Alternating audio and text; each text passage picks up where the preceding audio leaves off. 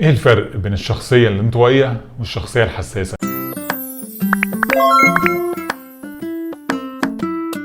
في الحقيقة الموضوع ده كان عامل لي كده نوع من انواع اللخبطة، ويعني كنت بستخدم المصطلحين يعني بالتبادل مع بعض. يعني بالنسبة لي الشخص الانطوائي هو شخصية حساسة، والشخصية الحساسة هو شخص انطوائي، لحد ما قريت الكتاب ده. كتاب اسمه هاي سينستيف بيرسون ان لاف بتاع الكاتبة اللي اسمها إيلين أرون.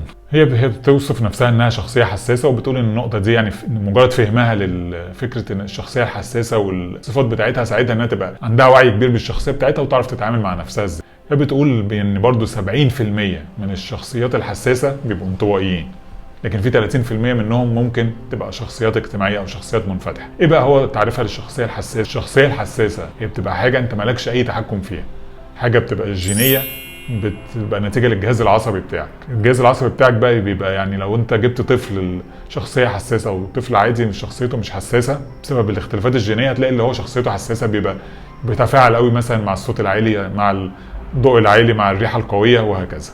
حسب بقى البيئه اللي هو بيتربى فيها او حسب الظروف اللي هو بيتعرض لها، يا اما بيتحول بعد كده لشخصيه اجتماعيه اللي هم حوالي 30%، يا اما بيبقى شخصيه انطوائيه اللي هم حوالي 70% من الشخصيات الحساسه دي. وارد جدا ان انت تكون شخصيه حساسه، لكن بسبب مثلا تعامل الاهل معاك او بسبب المكان اللي انت اتربيت فيه تطلع شخصيه انطوائيه، او ممكن تطلع شخصيه اجتماعيه. فبالتالي الحاجه اللي انت ممكن تعدل منها برضو الليميت معين، ان انت بقى يعني نتيجه للظروف اللي مريت بيها ان انت حاسس ان انت بقيت شخصيه انطوائيه، يعني تبقى شخصيه منفتحه اكتر وتتعامل مع الناس بشكل اقوى. انت ممكن تعدل في حاجه زي دي، لان دي حاجه مكتسبه مش حاجه جينيه.